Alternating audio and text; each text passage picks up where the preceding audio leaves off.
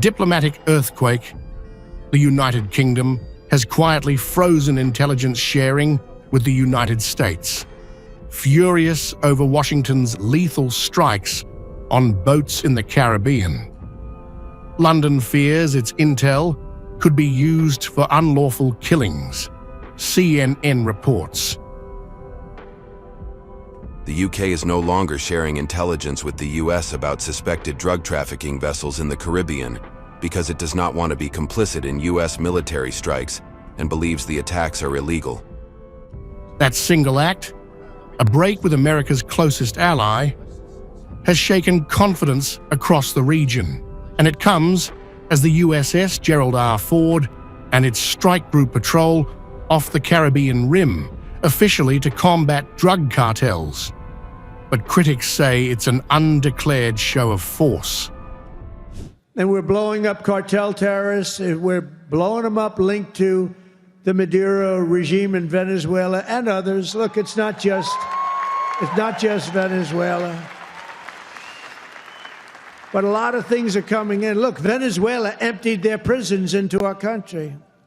Nobody wants that. They emptied their prisons into our country. We're liberating our cities from the scourge of violent crime. The Pentagon insists its operations are legal, claiming drug traffickers are enemy combatants in an armed conflict. But the UN Human Rights Chief, Volker Turk, calls the attacks extrajudicial killings.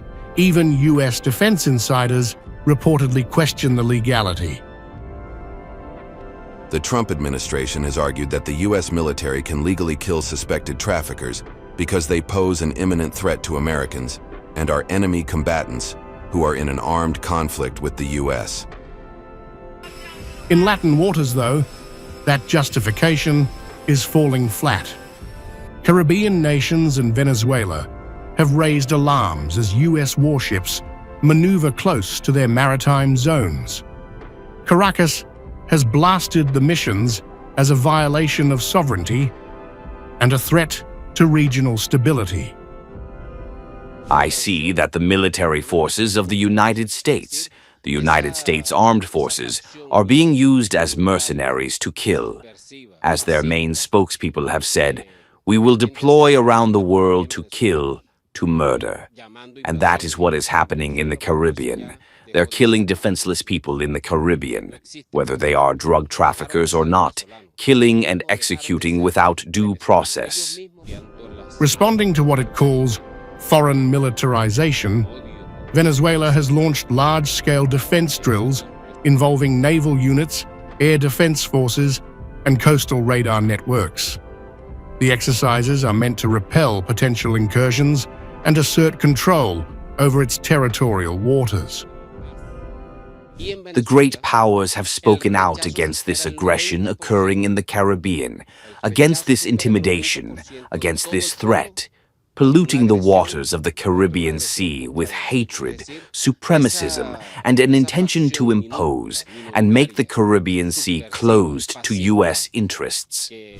Military analysts say the Venezuelan exercises mirror Cold War-style deterrence, signaling that Caracas is ready to confront any American drug war that crosses its borders. Even allies like Canada have distanced themselves from the US approach. With US warships prowling the hemisphere and Venezuela on high alert, a dangerous new flashpoint is emerging. For Washington, the Caribbean was once a backyard. Now, with allies defecting and Latin forces mobilizing, it's looking more like a front line.